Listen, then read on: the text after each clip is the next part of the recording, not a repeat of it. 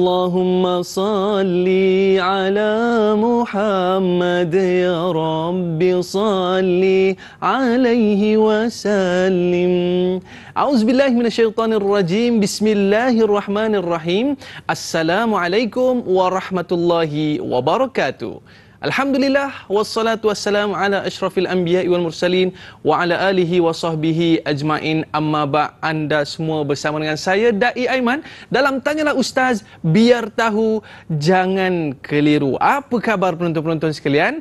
Harap-harapnya semua dalam keadaan baik, sihat-sihat belaka dan sentiasa kita berselawat kepada baginda sallallahu alaihi wasallam. Bersesuaian dengan topik perbincangan kita pada hari ini, iaitu dalam topik sirah, yang mana kita nak membincangkan tentang kepribadian yang cukup mulia baginda sallallahu alaihi wasallam, Nabi Muhammad sallallahu alaihi wasallam. Dan sebelum ni kita dah bicarakan 24 rasul, dan ini rasul yang ke-25 iaitu baginda sallallahu alaihi wasallam. Dan bagi mengupas topik perbincangan kita pada hari ini, kita nak bawakan kepada anda Al-Fadil Ustaz Umar Aziz. Apa khabar Ustaz?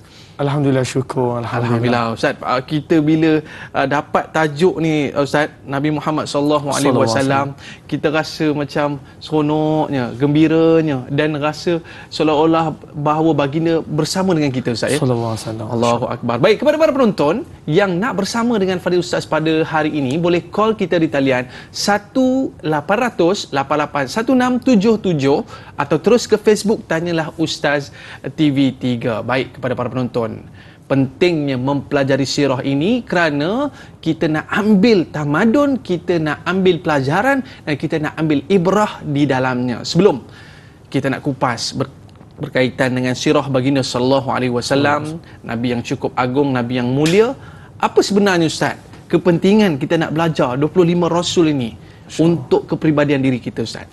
Terima kasih Da'i. Allahumma salli ala Sayyidina Muhammad wa ala ali Sayyidina Muhammad. Masya Allah, kita sedang menceritakan tentang kepribadian insan yang mulia, insan yang agung, insan yang sebenarnya sangat dekat di hati kita, baginda Nabi SAW.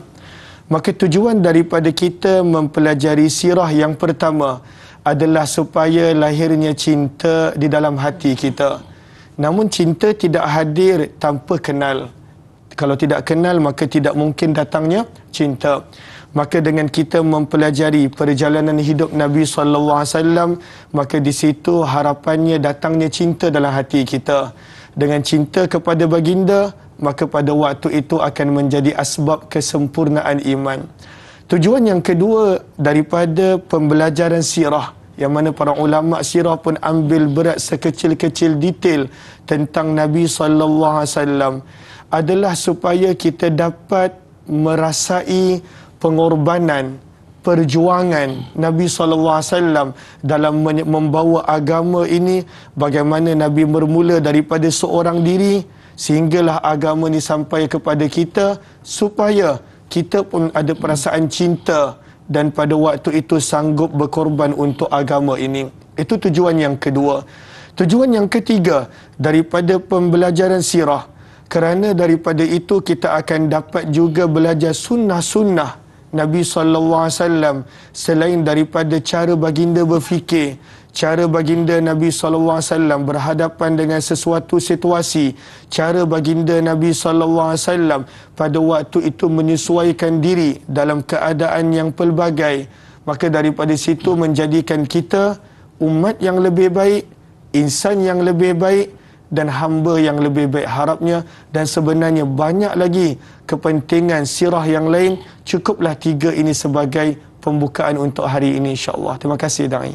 Kita kadang-kadang diuji dengan benda yang kecil je Ustaz ya. Nak dibandingkan dengan para anbiya, yang mana ujian mereka ini hanya mampu ditanggung oleh para nabi, sebab mereka ini diberi kekuatan oleh Allah SWT. Baik Ustaz, sahabat kita ada nak ajukan soalan kepada Al-Fadil Ustaz sebagai pembuka gelanggang kita pada hari ini. Kita nak terus bersama dengan Mak Itun. Boleh Ustaz kita raikan? Baik, boleh. Okey, soalan yang pertama. Assalamualaikum Ustaz dan Da'i, semoga dalam rahmat Allah SWT. Amin ya rabbal alamin. Apakah nama penuh Nabi Muhammad sallallahu alaihi wasallam dan sulsur galur keturunan baginda.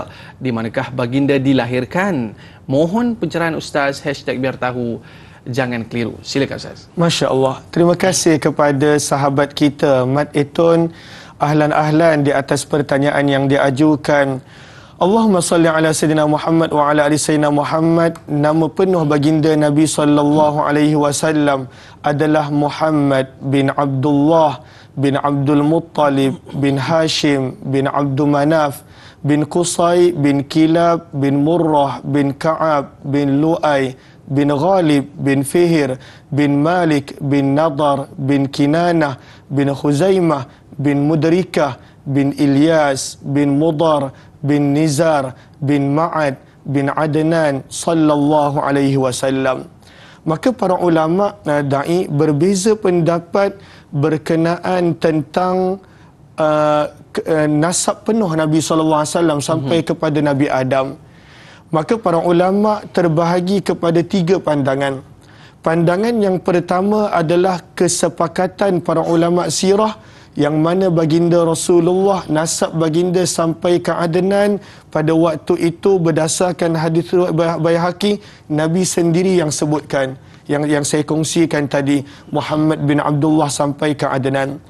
Bahagian yang kedua, nasab baginda Nabi SAW daripada Adnan hingga kepada baginda Nabi Allah Ibrahim alaihi salatu wassalam, maka di situ ada perselisihan pendapat para ulama sirah.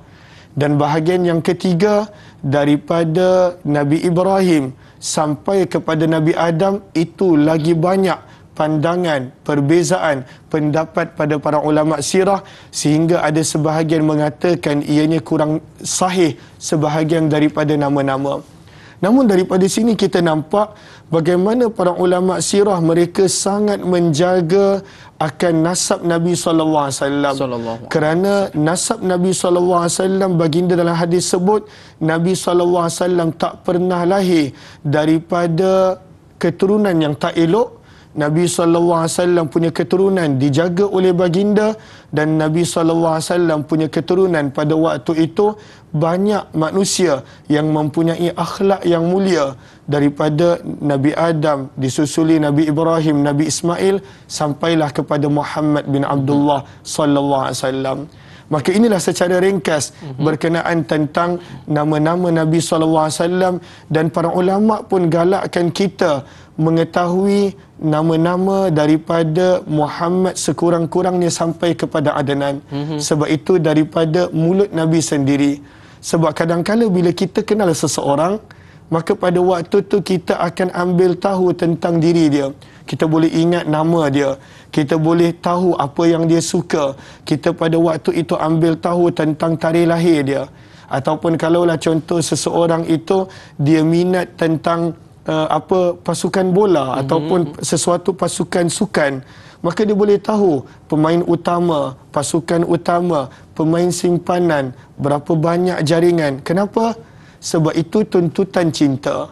Tuntutan cinta, dia nak tahu lebih. Pada waktu itu dia nak tahu lebih lanjut. Maka sebab itu para ulama galakkan kita untuk mengetahui nasab keturunan Nabi SAW dan beberapa perkara lain yang penting. Itu yang saya nak tahu lebih lanjut tu Ustaz. Sebab Akbar, saya rasa cinta kepada Nabi Muhammad SAW. Di manakah baginda dilahirkan? Dan kalau kita lihat saat kelahiran Nabi SAW berlaku satu keadaan yang cukup luar biasa yang telah mengubah segala kehidupan pada ketika itu Ustaz. Mungkin Ustaz boleh gambarkan bagaimana keadaan saat kelahiran baginda SAW. Di manakah kelahiran itu? Masya Allah. Allahumma salli ala Sayyidina Muhammad wa ala ali Sayyidina Muhammad. Maka Nabi SAW dilahirkan di perkampungan keluarga baginda, iaitu Banu Hashim. Muhammad bin Abdullah bin Abdul Muttalib bin Hashim. Nabi SAW dilahirkan di perkampungan Banu Hashim, dan tempat kelahiran Nabi SAW telah melalui beberapa fasa. Pernah dibina masjid, pernah pada waktu itu bertukar hak milik. Dan pada zaman kita, tempat kelahiran Nabi SAW telah dijadikan maktabah ataupun telah dijadikan perpustakaan. Macam gambar kita Masya lihat Allah. di kaca TV ni Ustaz ya. Benar, kita boleh nampak dijadikan perpustakaan nak mengingatkan kita kepada kita bahawa datangnya Nabi SAW membawa ilmu. Dan begitu pun wahyu pertama yang diberikan kepada baginda Nabi adalah Iqra, adalah ilmu. Maka dibina perpustakaan nak mengingatkan kepada kita betapa pentingnya ilmu yang dibawa oleh baginda Nabi SAW. Maka ketika mana kelahiran Nabi, Masya Allah, pada waktu itu banyak peristiwa-peristiwa luar biasa yang berlaku.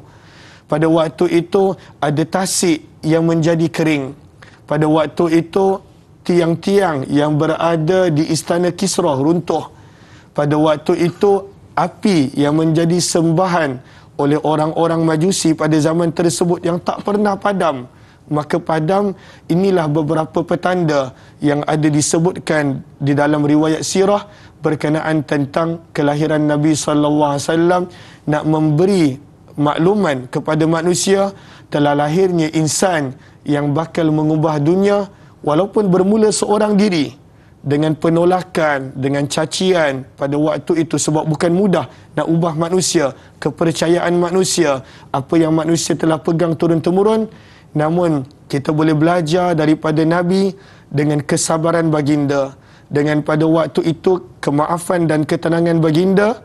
Maka Nabi SAW meninggalkan kepada kita para sahabat yang meneruskan perjuangan baginda, disusuli oleh para tabi'in. Dan sekarang ini menjadi tugas kita untuk memperkenalkan baginda, apa yang dibawa oleh baginda kepada umat manusia. Masya Allah. Masya Allah, inilah kemeriahan ataupun suatu perkara yang aneh berlaku ketika mana baginda SAW dilahirkan, tanah-tanah menjadi subur dan sebagainya. Dan tapi kita nak lihat Ustaz, bila mana Nabi SAW dilahirkan, berebut orang nak jaga ataupun berebut orang nak buat kenduri dan sebagainya. Mungkin bagaimana Ustaz boleh jelaskan ataupun gambarkan keadaan ini? Kita nak berehat seketika. Para penonton, banyak lagi perkara menarik yang akan Ustaz kongsikan selepas ini. Tanyalah Ustaz, biar tahu, jangan keliru.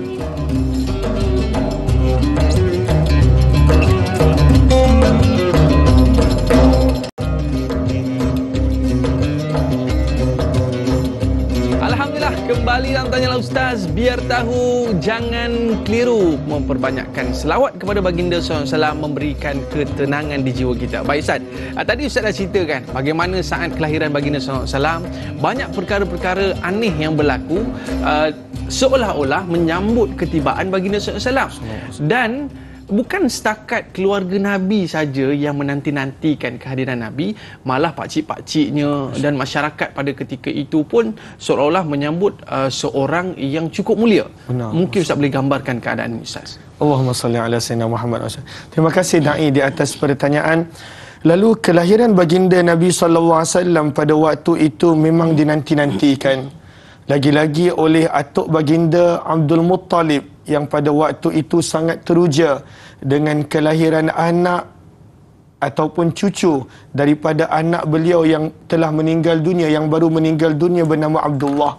Lalu sahabat-sahabat, lahirnya Nabi SAW sebagai seorang anak yatim tanpa bapa.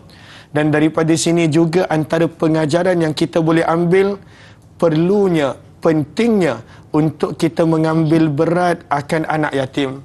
Sebab ketua para yatim, anak yatim adalah baginda Nabi SAW. Sebab itu dalam hadis Nabi SAW sebut, ana wa kafilul aitam, aku dan orang yang sanggup menjaga anak yatim dalam syurga nanti kahatain, seperti mana dekatnya dua jari. Maka Nabi SAW lahir dalam keadaan yatim kerana ketiadaan bapa baginda yang telah meninggal dunia. Maka kelahiran baginda dinanti oleh Abdul Muttalib, atuk. Atuk memang sangat sayang cucu. Mungkin ada di antara sahabat-sahabat yang dah ada cucu. Maka kadang-kala kita boleh nampak sayangnya, cintanya, sukanya pada waktu itu kadang-kala lebih mungkin daripada sayang bapa ataupun ibu, sayangnya bapa kepada anak dan sebagainya. Maka yang beri nama kepada Nabi SAW adalah Abdul Muttalib. Abdul Muttalib yang pada waktu itu dengan keterujaannya dibawa Nabi masuk Baitullah. Dan pada waktu itu dinamakan baginda dengan satu nama yang masyarakat Arab tak pernah guna, iaitu memberi makna puji-pujian Muhammad sallallahu alaihi wasallam. Begitu juga adik-beradik ayah Nabi sallallahu alaihi wasallam pada waktu itu teruja dengan kelahiran Nabi sallallahu alaihi wasallam, sehingga salah seorang pakcik Nabi yang dikenali dengan nama Abu Lahab, dia memerdekakan wanita hamba perempuan dia yang datang bawa berita gembira tersebut, Suwaibah Al-Aslamiyah. Suwaibah ni pun kemudian menjadi ibu susuan Nabi. Maka Suwaibah datang kepada Abu Lahab, kata, wahai Abu Lahab, kamu telah dapat anak saudara, anak kepada Abdullah. Maka beliau telah memerdekakan Suwaibah, pembawa berita tersebut. Maka inilah situasi dalam keadaan keluarga Nabi dan pakcik-pakcik serta atuk Nabi ketika mana kelahiran Nabi sallallahu alaihi wasallam. Daripada sini kita boleh belajar juga, sebenarnya kelahiran pada waktu itu membawakan kebahagiaan, dan pada waktu itu sepatutnya nikmat tersebut kita syukuri. Bagaimana kita nak mensyukuri nikmat kebahagiaan ini? Dengan kita cuba mendidik anak tersebut dengan agama, dengan cinta kepada Allah, kepada Rasul, kepada kalamullah. Itulah cara kita menghargai sesuatu kelahiran. Tak boleh nak bayangkan, Masya Allah, saya ada beberapa sahabat yang mana dapat kelahiran ataupun anak lewat. Bila dapat dia anak pertama tu, selepas penantian yang lama, tak boleh nak gambarkan kebahagiaan yang ada. Kita pun sebenarnya, Masya Allah, yang ada anak, hargai anak. Bukan sekadar pada waktu itu dengan membesarkan tubuh badan, dengan kita serupkan makanan, tetapi pada waktu itu dengan berikan pendidikan tentang Allah, tentang Rasul dan sebagainya. Kerana anak adalah saham kita yang bakal memberi kita pahala walaupun selepas kita mati. Mudah-mudahan, insya-Allah. Masya-Allah, inilah dia kita lihatkan pelajaran yang dapat kita ambil, hargai anak. Sebab boleh jadi ada di kalangan kita ni yang lambat dapat anak, dan betapa seronoknya bila dapat anak. Baik Ustaz, sahabat kita dia nak tanya satu soalan di Facebook, boleh kita raikan saya, iaitu soalan daripada Mas Ripah Nur Jamain. Bagaimanakah watak dan peribadi Nabi Muhammad SAW ketika di zaman kanak-kanak dan remaja, sehinggalah baginda SAW berkahwin dengan Sayyidatina Khadijah radhiyallahu anha? Bagaimanakah baginda SAW sebelum diangkat menjadi Rasul?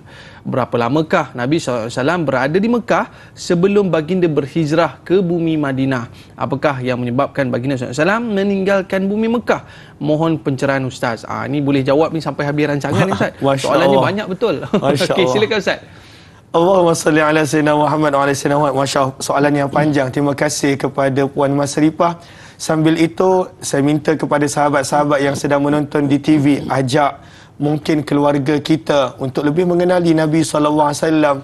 Bukan selalu kita dapat bercerita tentang insan yang telah banyak berjasa dalam kehidupan kita, ataupun yang berada di Facebook, tanyalah Ustaz TV3. Jangan lupa untuk tekan share. Dan kepada semua, setiap kali kita sebut nama Nabi, macam Da'i sebut tadi, kita perbanyakkan selawat. Satu selawat, walaupun pendek dan ringkas seperti sallallahu ala Muhammad, kita dah beroleh 10 pahala dan ganjaran. Lalu di antara pertanyaan Puan Mas Ripah tadi, yang pertama yang saya perasan adalah berkenaan tentang watak Nabi SAW. Maka baginda Nabi SAW adalah antara insan yang pada waktu itu penyabar dan pemaaf. Sangat penyabar. Dan bagaimana penyabarnya Nabi SAW kita lihat adalah daripada didikan pada waktu itu. Nabi SAW beberapa minggu selepas kelahiran telah dihantar untuk duduk bersama dengan seorang wanita yang sangat penyabar juga. Beliau adalah Halimah binti Abi Zu'ib As-Sa'diyah. Maka Halimah pada waktu itu seorang yang penyabar. Maka pada waktu itu Nabi SAW membesar dengan sifat seorang yang penyabar dan pemaaf. Kalaulah ditanya kepada saya, apakah sifat yang patut kita didik kepada anak-anak kita, maka bagi saya, pandangan saya, yang paling utama adalah penyabar. Penyabar dan pemaaf. Tapi bagaimana kita nak didik anak kita dengan penyabar dan pemaaf? Kita tak boleh nak cakap dengan baby tu, nak bila kau besar sabar Takkan boleh begitu. Ataupun pada waktu tu kita beli buku untuk dia 10 buku, 1-2 buku tentang sabar. Dia tak boleh baca pun. Tetapi sabar pada anak akan datang apabila pada waktu itu kita sendiri sabar. Sabda Nabi SAW, kullu mauludin yuladu alal fitrah. Setiap bayi lahir dalam keadaan suci, di atas fitrah. Lalu siapa yang mendidik dia? Sebelum guru, sebelum cikgu, sebelum sesiapa. Nabi sebut, fa'abawahu. Ibu bapa dia adalah pendidik sebenar. Daripada waktu lahir itu, sebab manusia, sahabat-sahabat Al-Quran sebut dalam surah An-Nahl, manusia lahir dalam keadaan tak ada ilmu. Bahkan ibu bapa dia pun tak kenal. Kalaulah contoh ada seorang tu lahirkan anak, dia bagi anak dia kepada wanita lain untuk jaga, bayi tu akan anggap wanita yang jaga dia sebagai ibu dia. Allah sebut dalam Al-Quran, wallahu akhrajakum min butuni ummahatikum la ta'lamuna syai'a. Manusia bila lahir dia langsung tak ada ilmu. Langsung tak ada ilmu. Lalu daripada mana dia belajar? Wa ja'ala lakumus sama'. Dia belajar daripada apa yang dia dengar semenjak dia lahir lagi. Maka sebab itu, siapa yang ada di sisi dia waktu dia lahir, usia dia 1 hari, 1 minggu, 1 bulan, bukan cikgu, bukan pengasuh, adalah ibu bapa dia, sabda Nabi SAW. Maka sebenarnya ibu bapa dia, jika seorang yang sabar, maka pada waktu itu insya-Allah anak tu akan jadi seorang yang sabar. Ibu bapanya jika seorang yang pemaaf, tidak berdendam, insya-Allah anak tu akan menjadi pemaaf. Maka inilah antara akhlak-akhlak perwatakan Nabi SAW. Dan yang kedua, Nabi SAW hidup dalam keadaan susah. Dalam keadaan susah. Bahkan Nabi jaga kambing pada usia beberapa tahun. Sampailah usia Nabi 4 tahun. Nabi jaga kambing daripada kecil. Sebab Halimah ni duduk dekat kawasan pergunungan dan dia memang ada kambing. Maka daripada sini kata para ulama sirah, biasakan anak-anak kita pada waktu itu berada dalam keadaan susah. Walaupun kita kaya, walaupun kita ada harta, jangan terlalu dimewahkan anak-anak tersebut. Sebab anak yang dah biasa susah akan menjadi anak yang tabah. Saya ulang, anak yang dah biasa susah akan menjadi anak yang tabah. Anak yang pada waktu itu tak pernah disusahkan akan menjadi anak yang pada waktu itu kadang-kala susah untuk bergaul dalam masyarakat. Dia pada waktu itu susah. Pada waktu itu datang ujian sikit, melatah. Diuji dengan ujian sikit, kadang-kala dia tidak boleh untuk mengetahui. Maka ini jawapan kepada soalan tentang perwatakan. Kemudian soalan yang kedua tentang situasi Nabi SAW sebelum bersama dengan Khadijah. Ya. Okay. Bagaimana Ustaz kita nak lihat, mungkin kita nak sentuh sikit tentang zaman remaja dia ke Ustaz. Maklumlah zaman-zaman remaja anak-anak kita yang sedang menonton ni ke kan, yang menonton ni okeylah Ustaz kan. Remaja kat luar sana tu mungkin Ustaz boleh cerita sikit sebelum kita nak cerita bagaimana baginda SAW dengan Sayyidatina Khadijah. Silakan Ustaz. Masya-Allah. Lalu secara ringkas perjalanan pembesaran Nabi SAW, Nabi SAW daripada beberapa minggu kelahiran, Nabi SAW dibesarkan oleh Halimah sampai usia 4 tahun. Kemudian dada Nabi dibelah pada usia 4 tahun. Halimah risau dan dia pulangkan Nabi SAW. Bila dia pulangkan Nabi kepada ibunya Aminah, bukan Aminah tak nak jaga. Kadang-kala ada yang tersalah faham. Halimah sepatutnya jaga Nabi 2 tahun je. Tetapi kerana bila dia jaga Nabi, kehidupan dia berkat, maka dia tak nak pulangkan Nabi. Dia minta sampai mak Nabi izinkan. Maka dia jaga Nabi sampai usia 4 tahun. Pada usia Nabi SAW 4 tahun duduk dengan mak Nabi, Allah uji lagi. Usia 6 tahun mak Nabi meninggal dunia. Kemudian Nabi SAW pada usia 6 tahun dijaga oleh Abdul Muttalib, atuk. Baru duduk dengan atuk, baru dapat kasih sayang atuk. Atuk dia meninggal dunia pada usia 8 tahun. Ketika mana usia 8 tahun, Abu Talib jaga. Dan di situlah Abu Talib jaga Nabi SAW. Sampailah Nabi SAW pada usia seawal 12 tahun. Nabi dah pergi berniaga jauh ke Syam. Perjalanan yang sukar, yang diaturkan oleh Allah untuk kehidupan baginda Rasulullah. Zaman remaja Nabi, Masya Allah. Maka zaman remaja Nabi SAW, Nabi SAW pada waktu itu banyak berdikari. Sebab itu dalam kitab Ar-Rahiqul Maktum, pada usia 12 tahun Nabi dah pergi berniaga. Walaupun tak sampai ke Syam, sebab pada waktu tu berniaga bukan depan rumah. Bukan. Nabi berniaga ke Syam pada usia 12 tahun, sahabat-sahabat. Kita usia 12 tahun mungkin kita main bola ataupun mungkin kita tak fikir apa-apa. Nabi SAW usia 12 tahun dah dibawa ke Syam. Perjalanan daripada Mekah ke Syam pada waktu itu memakan masa 40 hari ataupun sebulan. Jauh. Cumanya perjalanan Nabi yang pertama ni, di sinilah Nabi bertemu dengan seorang pendeta ataupun rahib yang dikenali sebagai Bahira ataupun Buhairah, dan nama dia Jarjis. Dan pada waktu itu dia suruh Abu Talib jangan pergi ke Syam, bawa Nabi balik ke Madinah, itu bawa Nabi ke Mekah, itu lebih sesuai.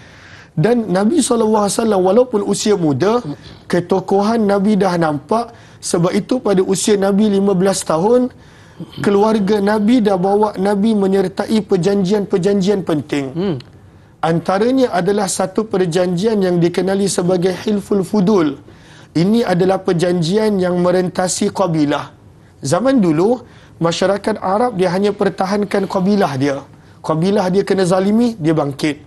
Kabilah lain pada waktu itu kena zalimi, mereka tak tolong. Lalu adalah datang seorang peniaga datang daripada Zabid. Zabid salah satu tempat di Yaman. Dia berniaga dekat Mekah pada musim haji. Maka salah seorang daripada pembesar Mekah bernama Abul As pada waktu itu telah rampas harta perniagaan dia. Lalu macam biasa tak ada orang tolong. Zaman tu adalah kekabilahan. Maka kumpul beberapa orang daripada keluarga Nabi, Banu Hashim dan sebagainya. Maka Nabi usia 15 tahun. Kerana ketokohan, kewibawaan yang ada, pada waktu itu Nabi turut serta dalam perjanjian Al-Fudul yang berlaku di rumah Abdullah bin Jad'an. Ketokohan dah nampak daripada muda. Tapi mungkin ada orang tanya, macam mana kita nak didik anak kita dengan leadership, dengan ketokohan? Kita simpan Ustaz sempat ni. Betul. Kita simpan yang macam mana dengan kepimpinan Nabi Muhammad SAW, tak maaf saya, dengan kepimpinan Nabi itu kita nak serapkan kepada anak-anak kita. Selepas ini para penonton jangan ke mana-mana, kembali selepas ini Tanyalah Ustaz, biar tahu jangan keliru.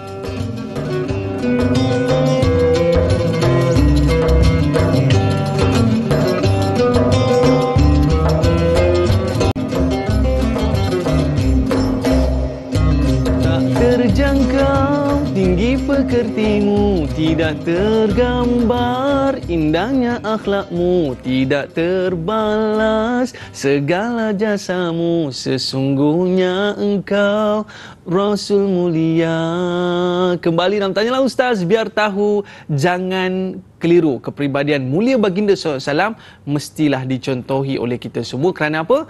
Setiap apa perlakuan yang kita tiru Nabi SAW adalah sunnah dan bernilai ibadah. Baik Ustaz, tadi Ustaz ada sebut tentang kepimpinan yang perlu kita terapkan kepada diri anak-anak. Bagaimana Ustaz? Allahumma salli ala sayyidina Muhammad wa ala sayyidina. Terima kasih da'i di atas peluang yang diberikan. Lalu kepimpinan ataupun kita kenal dengan istilah leadership telah kelihatan pada diri dan susut tubuh baginda Nabi SAW sehingga pada usia 15 tahun Nabi telah dibawa turut serta di dalam perjanjian Al-Fudul yang berlaku di rumah Abdullah bin Jad'an. Sahabat-sahabat mungkin tertanya-tanya, bagaimana kita nak terapkan sifat kepimpinan, sifat leadership pada anak-anak kita? Maka Nabi SAW sendiri banyak belajar tentang leadership, tentang kepimpinan sewaktu Nabi SAW tinggal bersama dengan atuknya Abdul Muttalib, ketika mana usia Nabi 6 hingga ke 8 tahun. Di situ Nabi belajar. Begitu juga ketika mana tinggal bersama dengan pakciknya Abu Talib untuk tempoh yang lama. Maka daripada sini kita nampak sifat leadership, kepimpinan, dia bukanlah dipelajari melalui buku sahaja, tetapi kita sebagai ibu bapa perlu ada ketokohan tersebut. Kita tak boleh pada waktu itu layan anak-anak kita seperti anak-anak walaupun dah usia belasan tahun. Kadang-kala kita layan anak kita seperti anak-anak. Cara kita bercakap sendiri pun dengan nada pelat. Pada waktu itu tak betul, tak jelas. Maka anak-anak pun pada waktu itu mereka akan anggap mereka masih kecil. Padahal dah 8 tahun. Kalau dalam istilah fiqah, dah dipanggil mumayyiz pada waktu tu. Dah 8 tahun, dah 9 tahun. Kadang-kala pada waktu itu bila anak-anak melakukan kesalahan, kita tak tegur. Dan kadang-kala kita sendiri merosakkan anak-anak kita kerana sayang yang pada waktu itu mungkin berlebihan. Kadang-kala bila anak kita salah, kita tutup mata. Maka bagaimana nak datang sifat kepimpinan? Anak itu sepatutnya ditarbiyah. Anak itu sepatutnya dibentuk. Anak itu sepatutnya diberikan sifat-sifat supaya dia boleh menjadi seorang leadership, seorang leader, seorang pemimpin. Dan itu yang kita nampak pada Nabi SAW. Tempoh Nabi tinggal bersama dengan Abdul Muttalib dan Abu Talib, banyak mendidik karakter Nabi SAW. Mudah-mudahan insya-Allah kita boleh didik, kita boleh bentuk anak-anak itu, sebab anak-anak itu berada di bawah tanggungjawab kita, masya-Allah. Disebabkan kepribadian baginda SAW yang amanah, yang jujur, orang kata berniaga pun laku, ya, berdagang dan sebagainya, lalu dilihat oleh seorang wanita hebat ini, Ustaz. Jadi seorang sahabat kita di Facebook ni nak tanya satu soalan. Bagaimanakah detik pertemuan di antara baginda Nabi Muhammad SAW dengan Siti Khadijah sehingga Siti Khadijah menjadi isteri baginda SAW? Silakan, Ustaz. Allahumma salli ala sayyidina Muhammad. Ya, betul. Nabi SAW pada waktu itu memiliki sifat-sifat yang agung. Kepribadian Nabi SAW pada waktu itu boleh dilihat daripada waktu kecil lagi. Berkat didikan Halimah dan pada waktu itu Abdul Muttalib dan Abu Talib. Nabi SAW seperti yang kita pernah kongsi sebelum ini, seawal usia 12 tahun, Nabi dah didedahkan dengan perniagaan. Lalu ketika mana baginda Nabi SAW berusia 25 tahun, maka dah tersebar di kota Mekah yang Rasulullah seorang yang pandai berniaga. Ya. Cuma tak ada modal. Tak ada modal. Okay. Sebab Abu Talib adalah orang yang sederhana. Maka pada waktu itu ada seorang hartawan ataupun jutawan kita boleh panggil yang berada di kota Mekah. Dia mempunyai harta yang banyak, perniagaan empire, perniagaan yang besar. Namun pada waktu itu kebiasaan orang Arab pada waktu itu wanita tidak pergi berniaga jauh ke Syam. Maka dia pun mencari orang yang dia boleh buat kolaborasi ataupun pada waktu itu kerjasama supaya bawa barang perniagaan dia dan keuntungan dibahagi pada waktu itu mengikut perjanjian. Dipanggil sebagai mudarabah. Lalu Nabi SAW pun pada waktu itu cerdik. Nabi tak ambil gaji, tetapi Nabi minta daripada keuntungan. Supaya kalau keuntungan besar, lebih yang Nabi SAW dapat. Maka pada waktu itu daripada banyak-banyak orang yang ditemuduga untuk bawa modal yang besar ni, maka pada waktu itu dia suka dengan Nabi SAW punya kejujuran, amanah, keyakinan dan sebagainya. Kalau kita boleh nampak sebahagian daripada orang yang berniaga, pada waktu itu cara dia bercakap, keyakinan dia sangat yakin. Padahal kadang-kala keuntungan belum nampak lagi, tapi cara pembentangan, lalu itu yang ada pada Nabi SAW. Nabi SAW yakin dengan kemampuan dan kebolehan baginda. Maka Khadijah serahkan perniagaan tersebut dan pada waktu itu dia hantar hamba dia yang bernama Maisarah untuk, Maisarah ni lelaki, nama dia macam perempuan, untuk tengok Nabi. Maka Nabi SAW pada waktu itu bawa barang perniagaan Khadijah ke Syam. Jauh perjalanan. Maka orang Syam memang dah kenal keluarga Nabi. Sebab semua keluarga Nabi adalah peniaga-peniaga yang jujur. Nabi, Abdullah, ayah Nabi, Abdul Muttalib, Hashim, moyang Nabi. Daripada banyak-banyak ni yang paling terkenal sebagai peniaga yang jujur adalah Hashim. Maka bila Nabi SAW berniaga dengan akhlak, dengan sifat, dengan kejujuran, dengan amanah, maka pada waktu itu laris dan habis perniagaan Nabi. Sebab itu Nabi SAW ada sebut dalam hadis, ini untuk para peniaga. Sabda Nabi SAW, at-tajir, seorang peniaga, as-saduq, yang ada sifat benar, maksudnya sentiasa berkata benar, al-amin, yang ada sifat kejujuran. Orang yang berniaga yang ada dua sifat ni, Masya Allah, akan dibangkitkan bersama dengan para nabi dan para syuhada. Masya Allah. Berniaga pada waktu itu sebenarnya adalah cara untuk memartabatkan ekonomi Islam. Dan Masya Allah, kita nampak banyak perubahan yang berlaku, banyak orang yang berniaga. Lalu sebenarnya jangan kita anggap perniagaan tu sebenarnya salah kerana terlalu lebih mengejar dunia dan sebagainya. Tidak. Pada sahabat banyak peniaga yang berjaya. Maka Nabi sebut orang yang berniaga yang ada dua sifat, amanah dan pada waktu itu berkata benar, kelak akan dibangkitkan bersama dengan para nabi dan syuhada. Hadis riwayat Tirmizi. Maka Nabi SAW berniaga, ketika mana Nabi balik, Khadijah terkejut sebab keuntungan yang besar. Maka pada waktu tu dia tanya dengan Maisarah, macam mana Nabi? Maka Nabi Maisarah ceritakan Nabi macam ni, Muhammad macam ni, semuanya ada akhlak dan sifat. Lalu sebab itu ciri seorang suami pada waktu itu bukan sekadar kaya, tetapi dia kena ada sifat. Sifat-sifat yang baik yang akan membahagiakan rumah tangga. Nabi SAW pada waktu itu tidaklah kaya.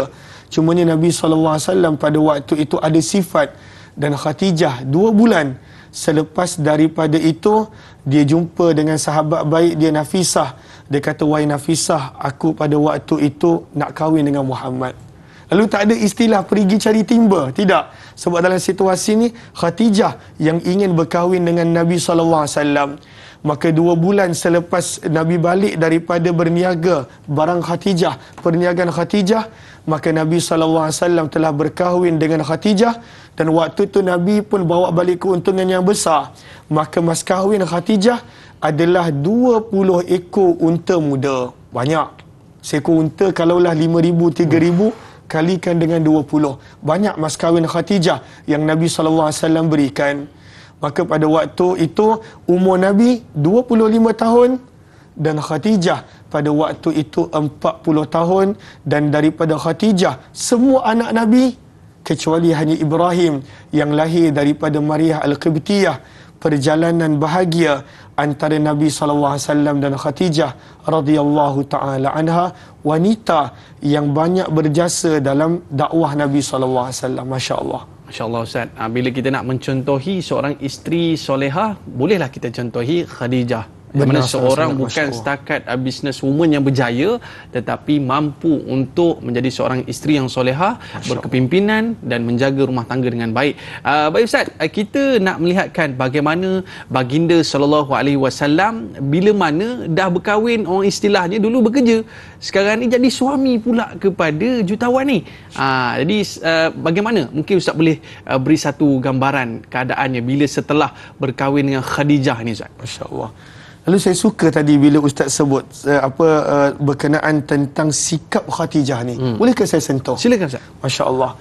Lalu Masya-Allah, kehidupan rumah tangga sebenarnya adalah peluang untuk kita beroleh pahala. Ini adalah ibadah.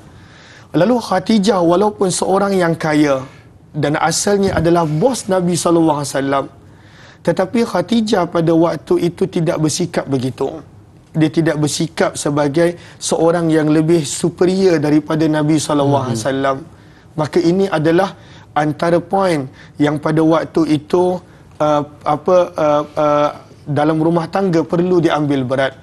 Sebabnya dalam surah An-Nisa pada ayat yang pada surah An-Nisa pada muka surat yang ketiga pada awal juz yang kelima, Allah tegaskan lelaki pada waktu itu dia ada sifat qawwam, ar-rijalu qawwamuna 'alan nisa.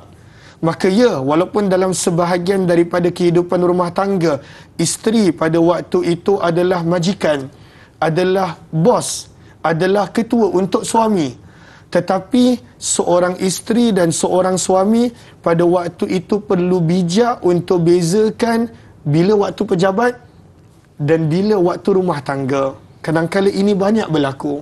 Nasihat untuk diri saya sebenarnya, bukan untuk sesiapa. Maka apabila dalam rumah tangga, kita perlu belajar daripada Khadijah. Khadijah adalah majikan Nabi. Kekayaannya lebih daripada Nabi. Tetapi Khadijah bezakan waktu yang dia berniaga dan waktu dia adalah isteri yang perlu dia taat kepada suami. Dan ini yang kadang-kala bila tak dibezakan boleh menjadi bibit-bibit pergaduhan, pertelingkahan dalam rumah tangga. Sebab kadang-kala dekat atas katil, dekat meja makan, dekat dalam rumah masih cerita lagi, aku ni bos, abang sebagai staff, abang kena buat ni, abang kena buat ni. Ya, memang mungkin suami tu kerja dengan isteri. Tetapi kena bezakan waktu bekerja dan bila masuk ke dalam rumah, maka suami Allah dah jadikan kelebihannya pada waktu itu adalah sebagai pemimpin, ketua keluarga, walaupun dia mungkin kurang daripada sebahagian sifat dan sikap, dan pada waktu itu isteri adalah pada waktu itu membantu suami sama-sama dalam kehidupan rumah tangga dan sebagainya. Itu yang kita boleh nampak. Satu. Yang kedua, Khadijah. Ustaz, kita sambung yang kedua Masya boleh, Allah. Ustaz? Itu baru satu pandang. tau. Ciri yang perlu ada. Sebab Ustaz, apa yang Ustaz sebut sekarang ni, banyak berlaku di luar sana. Yang mana isteri mungkin lebih berjaya daripada suami. Benar. Tapi dan ianya tak salah. Tak salah. Tak salah. Itu adalah sifat Khadijah radhiyallahu anha. Cuma ketaatan itu perlu diutamakan. Betul Ustaz? Benar. Dan kita nak sambung poin yang kedua, apa ciri yang ada pada Khadijah yang perlu kita contohi. Kita cerita selepas ini Ustaz. Para penonton, jangan ke mana-mana, kembali selepas ini. Tanyalah Ustaz, biar tahu, jangan keliru. Tak maaf Ustaz ya? Tak apa dah. Ya, insya-Allah.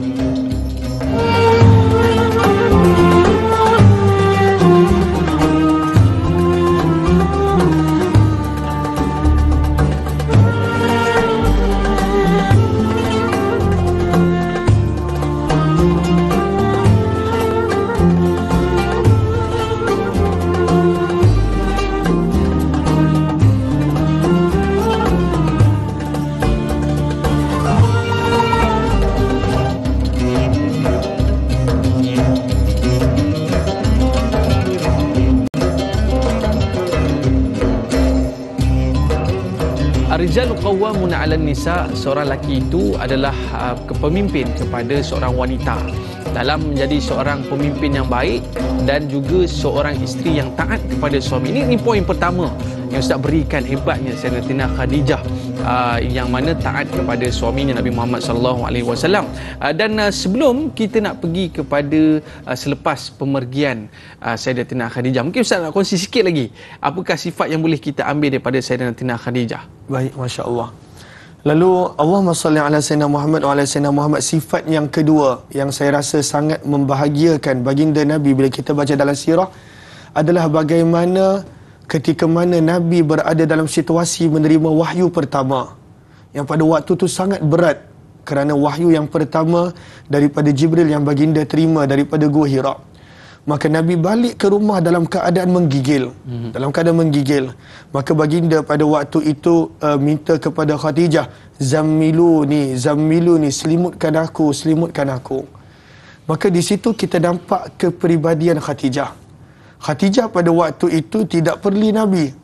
Kena cakap jangan pergi bukit. Ni duduk kat bukit berbulan-bulan ni, ini jadi masalah dia. Ini dah nampak benda-benda tak elok. Tidak ada perli memerli. Tidak ada pada waktu itu perkataan yang menyakiti. Tidak ada pada waktu itu kata-kata yang boleh menusuk hati. Yang mana kadang-kala dalam rumah tangga kena sangat jaga. Maka apa yang pada waktu itu Khadijah sebut? Dia kata, wahai suamiku, wallahi la yukhzikallahu abada. Demi Allah, tak mungkin Allah menghinakan kamu. Tak mungkin. Maka dia pujuk Nabi. Abang bukankah abang ni banyak tolong orang? Abang, bukankah abang pada waktu itu banyak bantu orang? Maka kata para ulama sirah, kata-kata yang datang daripada mulut Khadijah pada waktu yang Nabi berada dalam keadaan menggigil kerana kali pertama menerima beratnya wahyu, sebenarnya itu adalah benda yang menjadi pelengkap kepada kehidupan Nabi sallallahu alaihi wasallam. Bahkan bukan sekadar itu, Khadijah ambil waktu dan masa dia bawa Nabi jumpa dengan Waraqah bin Naufal, sepupu dia, untuk tenangkan Nabi sallallahu alaihi wasallam. Maka apabila suami mainkan peranan untuk menenang dan membahagiakan isteri, Isteri memainkan peranan untuk melengkapi, menenangkan dan membahagiakan suami. Pada waktu itu masing-masing membuat tanggungjawab masing-masing, bukannya menuntut tanggungjawab. Kadang-kadang kita tiba pada zaman yang masing-masing tak tunaikan tanggungjawab dia, tetapi pada waktu itu lebih menuntut hak dia. Maka pada waktu itu kita boleh belajar banyak daripada Khadijah dan juga Rasulullah dalam kehidupan rumah tangga mereka. Da'i pun kalau ada poin yang Da'i nak kongsikan, sebab kehidupan rumah tangga sebenarnya adalah lubuk pahala. Betul. Banyak pahala kita boleh dapat dalam rumah tangga. Yalah Ustaz, sebab yalah dalam rumah tangga ni Ustaz, orang bagi istilah kata di office je lah. Bila di rumah, ketaatan itu lebih utama. Sebab itu Ustaz, saya pernah dengar ada menyebutkan bahawa bila suami itu redha, maka syurgalah bagi si isteri kan. Sebab nak mencari ketaatan tu bukan mudah sebenarnya dalam rumah tangga. Tapi Ustaz, oleh sebab itulah bila mana perginya Sayyidatina Khadijah memberikan kesedihan kepada diri baginda SAW dan mengubah landscape kehidupan baginda SAW. Dan saat ini adalah saat yang kita boleh sebutkan Amul Husni, satu tahun kesedihan pada diri baginda SAW. Mungkin sedikit Ustaz sebelum kita nak raikan soalan daripada sahabat kita. Masya Allah. Lalu Allahumma salli ala Sayyidina Muhammad. Waktu Nabi SAW dan Khadijah, waktu Khadijah hidup, Nabi SAW tidak pernah berkahwin dengan mana-mana wanita. Maka mungkin pada suami pada waktu tu boleh ambil, bukan kata sebab kadang-kadang ada orang sebut bukankah poligami itu sunnah. Masya Allah. Tetapi daripada sirah Rasulullah, ketika mana Khadijah pada waktu itu hidup, Nabi tak pernah mengahwini mana-mana wanita. Nabi SAW tak pernah. Hanya selepas kewafatan Khadijah, pada waktu itu Nabi SAW berkahwin wanita-wanita yang lain. Pemergian Khadijah adalah benda yang sangat berat dalam kehidupan Nabi. Sangat berat. Sebab dia tulang belakang Nabi. Orang yang pujuk Nabi, orang yang habiskan harta untuk Nabi, orang yang percaya Nabi waktu manusia tak percaya Nabi. Nabi bawa dakwah, dia terus beriman. Nabi SAW pada waktu itu minta bantuan, dia penuhi. Maka pada tahun 10 kenabian, pada bulan Ramadan, perginya insan yang sangat dekat di hati Rasulullah, sehingga tahun itu dikenali sebagai Amul Huzun, seperti Da'i sebut, tahun yang setahun kesedihan. Tapi daripada sini Da'i, satu poin yang kita nak belajar daripada sikap Nabi, tak cukup sebulan selepas pemergian Khadijah, saya pernah nampak ada orang yang kehilangan isteri, bagaimana pada waktu itu kesedihan dia. Moga Allah balas kesabaran tersebut dengan sebaik-baik ganjaran. Namun bila Nabi SAW kehilangan Khadijah, kita nampak Nabi cepat bangkit. Tak cukup sebulan Nabi dah pergi ke Taif. Maka pengajaran yang paling besar, sedih macam mana pun kita, jangan pernah kita terduduk, tetapi bangkitlah kita, kerana ujian Allah berikan, kerana Allah tahu kita mampu bertahan. Mudah-mudahan insya-Allah. Nabi SAW tak kahwin lain ketika mana bersama dengan Sayyidatina Khadijah, dan selepas pada itu barulah baginda SAW berkahwin dengan wanita-wanita lain. Ada sahabat kita ada satu soalan saya. Ni mungkin soalan luar pada kotak sikitlah. Ismail Maisa, dia tanya kenapa Nabi Muhammad SAW berkahwin melebihi 4 orang. Malah ada riwayat mengatakan isteri Nabi adalah 9 orang dalam satu masa. Mohon pencerahan Ustaz. Terima kasih. Macam mana Ustaz? Kenapa Nabi kahwin lebih? Allahumma salli ala Sayyidina Muhammad. Lalu dalam kitab Ar-Rahiqul Makhtum, bahkan dalam banyak kitab sirah, maka benar Nabi SAW berkahwin lebih daripada 4 orang.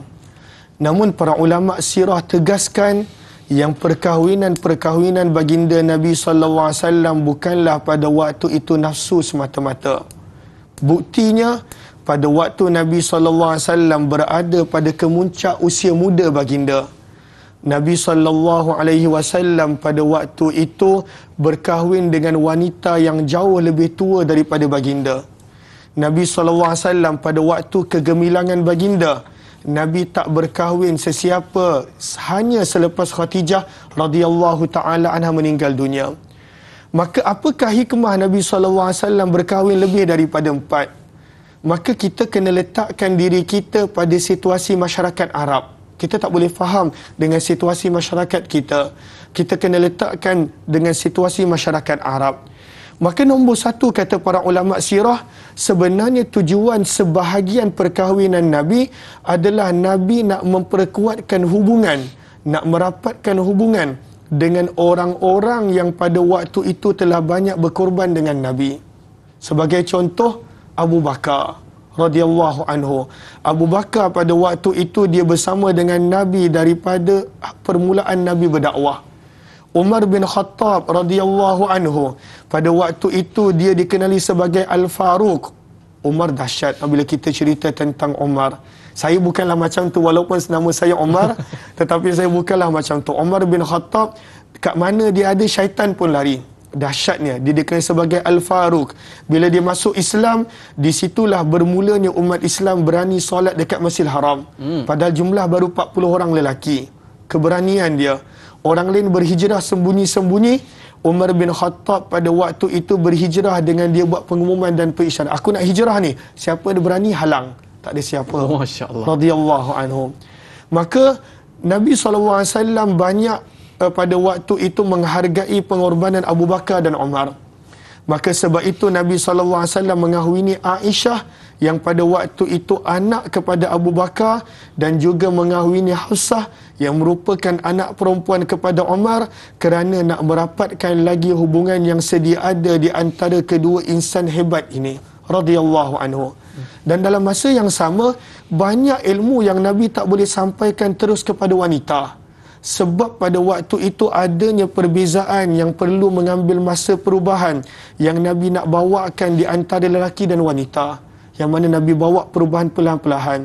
Maka pada waktu itu ilmu perlu disampaikan kepada wanita melalui wanita. Sebab itu Aisyah banyak berjasa kepada kita dengan ilmu-ilmu berkaitan wanita dan rumah tangga. Dia banyak berjasa. Maka ini antara tujuan Hafsah dan pada waktu itu Aisyah. Dan begitu juga Uthman dan Ali. Nabi kahwinkan anak perempuan Nabi dengan Uthman, 2 orang. Dan Fatimah dengan Ali, sebab ini 4 orang sahabat yang sangat dekat dengan Nabi SAW. Itu satu. Nak merapatkan hubungan dengan orang yang telah melakukan pengorbanan. Ada juga sebab daripada perkahwinan. Okey, kita berhenti seketika, ataupun sebab dia ada lagi 3 sebab kenapa berlakunya banyak perkahwinan yang pada waktu itu perlu kita jelas supaya kita tak salah sangka, oh tak, Nabi SAW ni kahwin nafsu semata-mata. Al-a'yadzubillah. Tidak kita begitu. nak menafikanlah, ya. Sebab banyak lagi sebab-sebab utama perkahwinan baginda SAW dengan isteri yang lain, Ustaz, ya. Baik, tapi kita dah tamat di TV3, Ustaz. Masya Allah, sekejapnya waktu berlalu. Sekejapnya masa berlalu. Kita nak sambung lagi 30 minit di TV9. Para penonton, jangan berganjak, jangan ke mana-mana. Kembali selepas ini, tanyalah Ustaz, biar tahu, jangan keliru.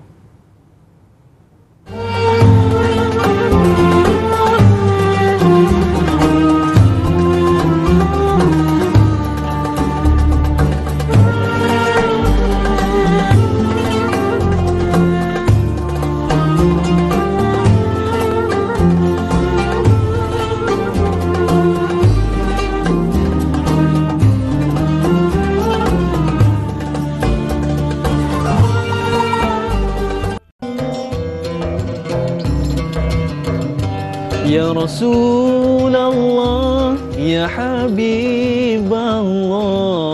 tak pernah ku tatap wajahmu. Allahumma salli ala Muhammad wa ala alihi wa sahbihi wa baraka wa sallam. Itulah uniknya. Kita tak pernah lihat Nabi, tapi menghadirkan rasa cinta kepada baginda sallallahu alaihi wasallam. Oleh sebab itu pada hari ini kita nak kupas topik sirah Nabi Muhammad sallallahu alaihi wasallam. Banyaklah kita kupas daripada kelahiran baginda sallallahu alaihi wasallam dan sehingga pemergian Sayyidatina Khadijah radhiyallahu anha. Namun Ustaz, persoalannya, ya, bagaimana berkembangnya dakwah baginda sallallahu alaihi wasallam? Sahabat kita Al-Shal bertanya, bila dan di manakah wahyu pertama yang diterima oleh baginda sallallahu alaihi wasallam, dan bagaimana baginda sallallahu alaihi wasallam memulakan wahyu ini dan berkembangnya dakwah baginda sallallahu alaihi wasallam? Masya-Allah. Terima kasih di atas pertanyaan oleh Al-Shal. Allahumma salli ala sayyidina Muhammad wa ala ali sayyidina Muhammad. Maka baginda Nabi SAW pada usia 38 tahun telah mula menyendiri. Telah mula menyendiri. Dan selalunya Nabi SAW akan ambil masa untuk menyendiri di Gua Hira yang terletak tak jauh daripada Mekah, iaitu di Jabal Nur. Maka Nabi SAW beruzlah terutamanya pada bulan Ramadan. Sebab itu ada sebahagian daripada para ilmuwan, para ulama, mereka ambil daripada cara Nabi SAW ini, mereka pada bulan Ramadan mereka banyak beruzlah, bersendirian, fokus kepada ibadah. Kerana itu Nabi SAW punya keadaan pada usia Nabi 38, 39 dan 40. Lalu ketika mana baginda Nabi SAW berusia 40 tahun 6 bulan, maka disitulah datangnya wahyu yang pertama dibawa oleh Jibril, dan disitulah Nabi SAW dilantik menjadi Rasul dengan wahyu Iqra bismi rabbikal ladzi khalaq khalaqal insana min 'alaq Iqra wa rabbukal akram alladzi 'allama bil qalam 'allamal insana ma lam ya'lam. Maka wahyu yang pertama ini menekankan tentang ilmu dan menekankan bahawa manusia itu adalah datangnya daripada benda yang kecil, benda yang hina, iaitu daripada gumpalan darah, daripada air mani, tetapi yang memuliakan manusia adalah Allah.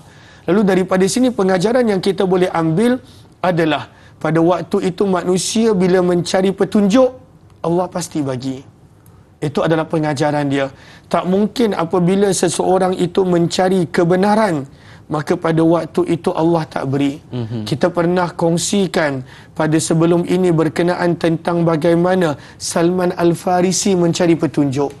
Daripada Iran, bagaimana boleh sampai ke Madinah. Tapi Allah berikan petunjuk. Maka itu pengajaran yang pertama. Nabi SAW menyendiri dan kemudian Allah SWT berikan wahyu kepada baginda Nabi. Pengajaran yang kedua kita boleh dapat adalah pentingnya ilmu.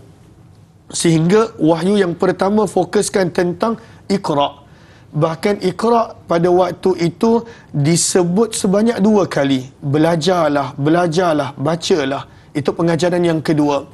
Namun kalau kita perasan kata para ulama tafsir pada wahyu pertama ini, walaupun pentingnya menuntut ilmu, namun Allah tegaskan pada waktu itu manusia jangan sombong dengan ilmu. Sebab Masya Allah, da'i pun tahu, sebab da'i dalam bidang pendidikan dengan pelajar, manusia dengan ilmu dia boleh jadi lebih sombong. Macam da'i kan ada sekolah. Cuba kalaulah contoh kita lihat pelajar yang pada waktu itu datang ke sekolah dalam keadaan dia tak tahu apa-apa. Masya Allah, cara dia berjalan, cara dia berinteraksi dengan guru.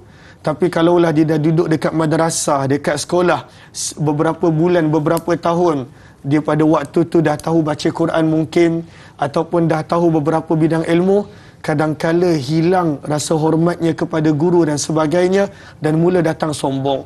Sebab itu para ulama tegaskan bila Allah sebut Iqra pada wahyu pertama, Allah tegaskan bismi rabbik, kena sertakan dengan Allah, kena sertakan pada waktu itu dengan hati yang ada hubungan dengan Allah.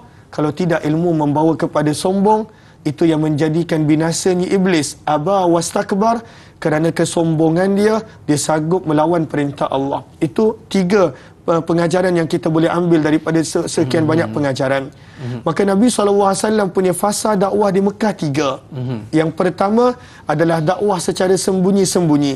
Daripada tahun pertama sampai tahun keempat kenabian. Kemudian fasa yang kedua adalah fasa dakwah secara terbuka kepada masyarakat Mekah. Dan di sini Allah perintahkan Nabi untuk mulakan dengan keluarga baginda. Maka pengajaran yang kita boleh ambil bila kita nak mengajak kepada sesuatu kebaikan, kita ajak keluarga kita terlebih dahulu. Dan fasa yang ketiga adalah fasa dakwah luar daripada Mekah. Itulah Nabi pergi ke Taif dan beberapa tempat yang lain. Ini 3 fasa Nabi SAW ketika mana berdakwah di Mekah. Maknanya seruan untuk membaca pada awalnya, dan kemudian barulah seruan untuk bangkit, bangun untuk berdakwah. Jadi sahabat kita ada nak tanya satu soalan, Ustaz, daripada Sal Rasid Cikci. Apakah bentuk-bentuk cabaran yang baginda SAW hadapi ketika berdakwah, yang awalnya secara sembunyi-sembunyi, kemudian baru secara terang-terangan? Silakan, Ustaz. Masya Allah, terima kasih Sal Rasid di atas pertanyaan.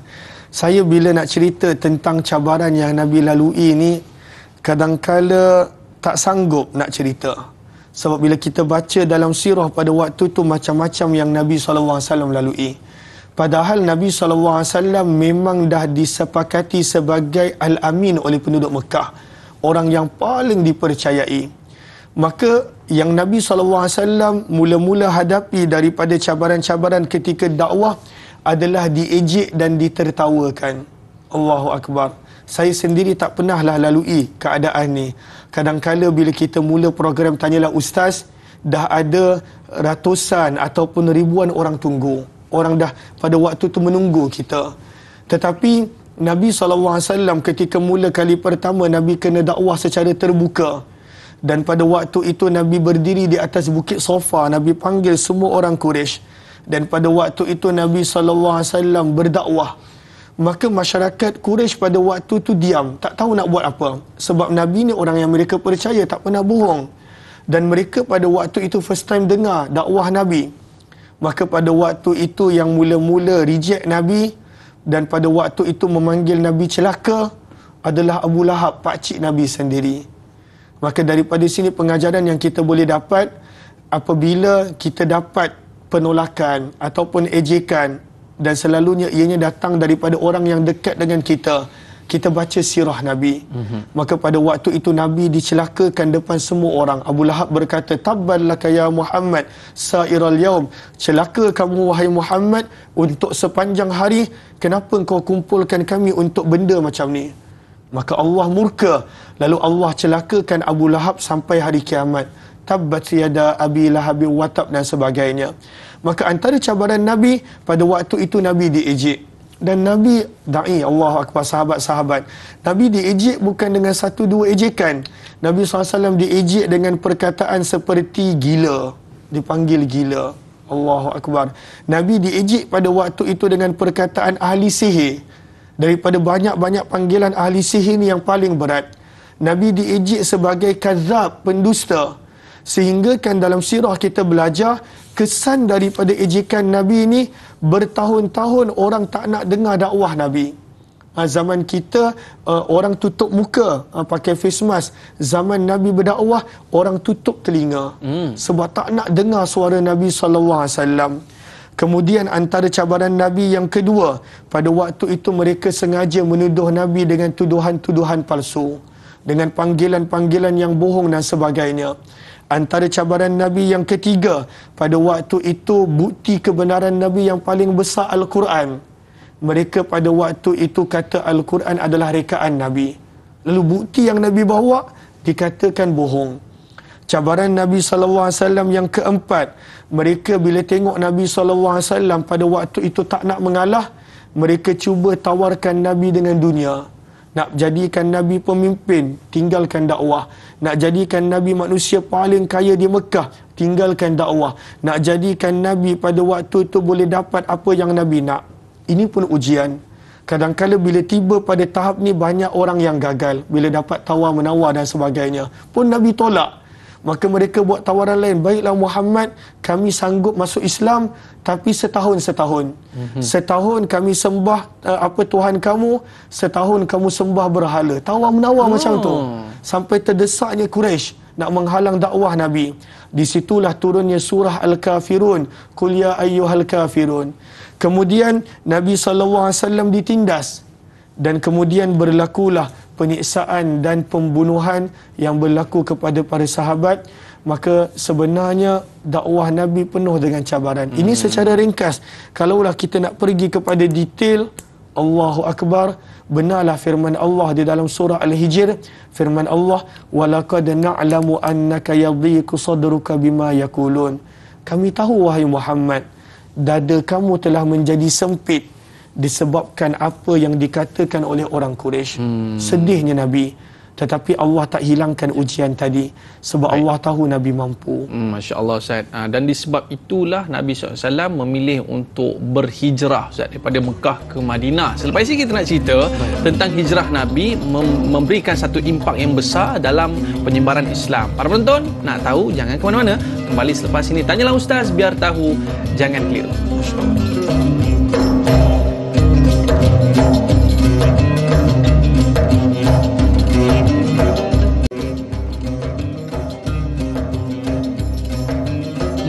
tekanan emosi, tekanan ekonomi dan tekanan politik menyebabkan ketika itu Islam sukar untuk berkembang dan akhirnya mendapat perintah daripada Allah Subhanahu Wa Taala untuk berhijrah.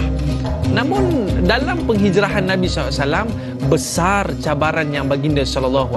Kita nak tahu apa cabaran tersebut dan bagaimana Nabi atasi cabaran tersebut dan Nabi harungi dengan tabah dan begitu kuat. Baik, Ustaz, bagaimana dengan penghijrahan baginda SAW?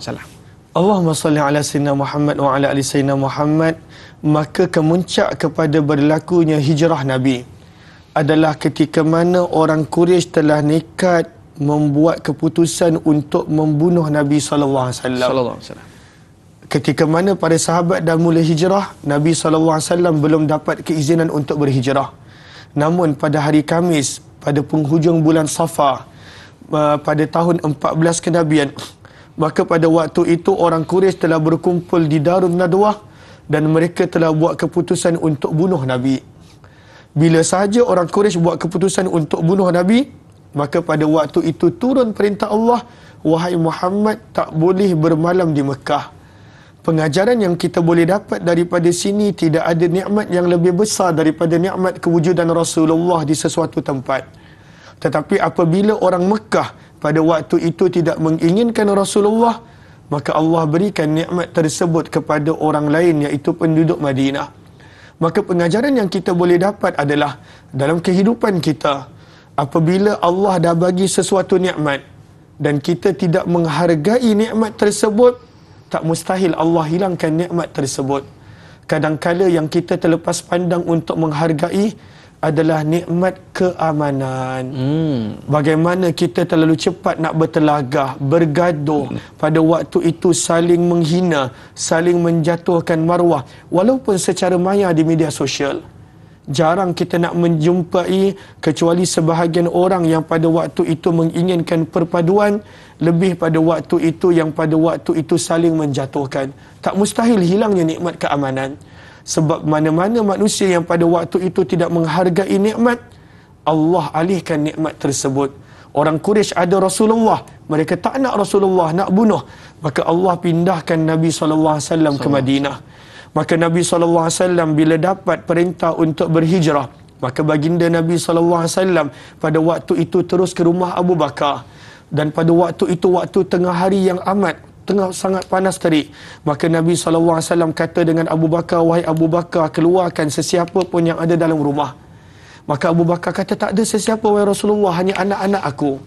Pengajaran yang kedua yang kita boleh belajar daripada hijrah Nabi, bagaimana perlu berhati-hati supaya pada waktu itu rahsia tidak terbongkar. Kena berhati-hati dalam menyimpan rahsia, dalam menyimpan perkara yang penting. Kemudian Nabi SAW pada waktu itu menceritakan kepada Abu Bakar, wahai Abu Bakar, qad adina li bil hijrah, Allah izinkan aku untuk berhijrah. Maka Abu Bakar terus berkata, wahai Rasulullah, aku nak ikut. Maka di sini kita boleh belajar sikap yang ketiga, sikap Abu Bakar. Pada waktu itu dia melebihkan Nabi lebih daripada keluarga dia. Dia ada anak, dia tinggalkan anak dia untuk Nabi. Allahu Akbar. Tak boleh nak bayangkan, pada waktu tu anak dia Asma tengah mengandung, Aisyah masih kecil, dia tinggalkan anak dia asalkan dia dapat menemani Nabi. Pengorbanan luar biasa Abu Bakar. Maka Nabi SAW pada waktu itu izinkan Abu Bakar untuk ikut. Maka pengajaran yang keempat, saya minta maaf saya pergi laju sedikit, adalah pada waktu itu dalam berhijrah mesti ada sahabat dan teman. Termasuklah di antara kita, kadang-kala kita nak berhijrah, nak pergi kepada yang lebih baik. Pada waktu itu nak menuju lebih dekat kepada Allah, kepada sunnah Rasulullah. Tapi kadang-kala kita bersendirian.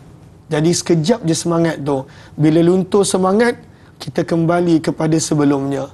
Ataupun kadang-kala pada waktu tu kita semangat, tetapi kita tak tinggalkan sahabat-sahabat kita yang belum lagi berhijrah. Maka pada waktu itu kadang-kala mereka tarik semula kita kepada keadaan sebelumnya.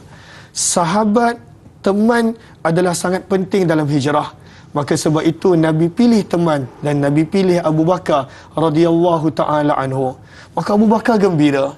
Maka pada waktu itu Abu Bakar kata, wahai Rasulullah, aku ada 2 ekor unta, aku dah jaga lama unta ni. tolonglah ambil percuma supaya pada waktu itu aku dapat pahala. Masya Allah. Tapi apa Nabi kata? La, tidak. Bisaman, aku hanya akan ambil kalaulah engkau terima bayaran. Maka pengajaran yang kelima yang kita boleh dapat dalam hijrah, mesti ada pengorbanan diri, mesti ada pengorbanan masa, dan yang paling penting mesti ada pengorbanan harta. Padahal Nabi boleh ambil percuma, tetapi pada waktu itu Nabi tetap nak bayar. Dalam keadaan Nabi pada waktu itu bukan ada duit pun, tetapi Nabi berhutang. Dan itulah unta yang bernama Qaswa, unta yang merupakan kenderaan Nabi yang utama, yang Nabi pakai sehingga akhir hayat baginda. Dan bila Nabi wafat, unta ni pun wafat. Dekatnya hubungan unta ni dengan Nabi SAW. Lalu ini adalah pengajaran yang kelima. Kemudian pengajaran yang keenam yang kita boleh belajar, bagaimana bila orang Quraisy pada waktu tu kepung rumah Nabi SAW dan Nabi dah susun perancangan-perancangan. Maka pengajaran yang keenam kata para ulama, bila kita benar-benar dah merancang, maka pada yang lain Allah akan uruskan. Bagaimana perancangan Nabi sangat teliti dah, ya Allahu Akbar. Bila saya baca perancangan hijrah Nabi, saya jadi takjub, hairan pada waktu itu melihat perancangan Nabi yang teliti. Satu, Nabi pilih teman. Yang kedua, Nabi SAW pada waktu itu upah penunjuk jalan. Nabi SAW pada waktu itu upah. Maka sebab itu sangat penting penunjuk jalan. Dan penunjuk jalan pada waktu itu belum masuk Islam pun, nama dia adalah Abdullah bin Uraikid.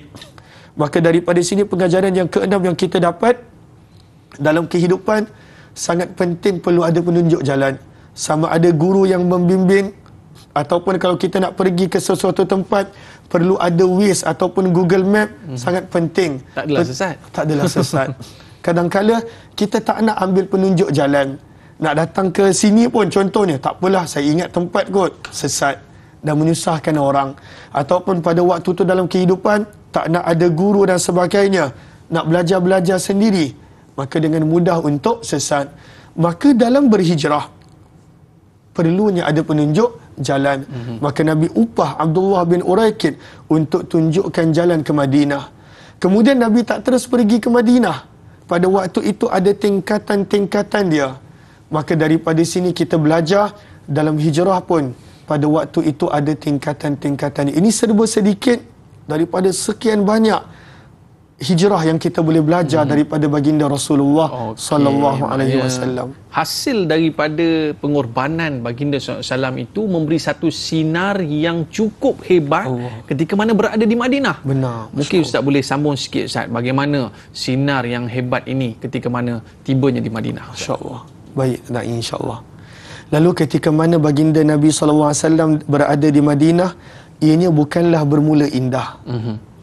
Pengajaran yang kita boleh ambil bila kita dah melakukan sesuatu pengorbanan, ianya bukanlah terus datang keindahan. Maka apakah cabaran Nabi di Madinah? Pada waktu itu Madinah adalah bandar yang kecil. Dan pada waktu itu ianya dilimpahi dengan orang-orang ramai yang datang, ratusan orang. Maka ekonomi Madinah tak boleh nak menampung. Maka itu antara cabaran yang dilalui oleh Nabi. Antara cabaran lain yang dihadapi oleh Nabi, Madinah pada waktu itu berada dalam situasi penuh dengan wabak. Madinah adalah tempat yang penuh dengan wabak. Dan kemudian Nabi doa minta dipindahkan. Namun daripada pengajaran yang kita boleh dapat daripada Nabi, pengajaran yang paling besar adalah percaya kepada proses yang Allah telah aturkan. Kalaulah dalam kehidupan kita cuba nak buat kerja Allah, maka kita akan cepat mengalah. Tapi kalaulah dalam kehidupan kita bekerja sebagai hamba Allah, kita buat apa yang kita mampu, nescaya hati kita akan tenang dan tetap bahagia. Mungkin sedikit saranan kepada para penonton kita untuk sama-sama kita terus melaksanakan sunnah baginda sallallahu alaihi wasallam sebagai penutup pada hari ini, Ustaz. Sahabat-sahabat yang dirahmati lagi dikasihi oleh Allah, tidak ada yang lebih menguatkan hati lebih daripada perjalanan sirah Nabi. Tidak ada yang lebih mendekatkan kita kepada Ilahi lebih daripada kita cuba mengenali baginda Nabi. Tidak ada yang boleh menenangkan hati kita apabila diuji lebih daripada kita memahami ujian yang telah dihadapi oleh baginda Nabi, maka bacalah sirah, maka fahamilah sirah. Sebab itu sangat baik dan tahniah apa yang telah dilakukan oleh program Tanyalah Ustaz, mempertengahkan bukan sekadar baginda Nabi tetapi 25 rasul, supaya kita faham bagaimana Allah Subhanahu Wa Taala telah menguji pada nabinya, supaya kita apabila diuji kita boleh sabar, dan apabila diberi nikmat kita boleh bersyukur. Mudah-mudahan insya-Allah membina tamadun, membina akhlak, membina peribadi. Sebagai akhir Ustaz, kita minta Ustaz untuk mengimamkan doa kita. Fadhil Ustaz.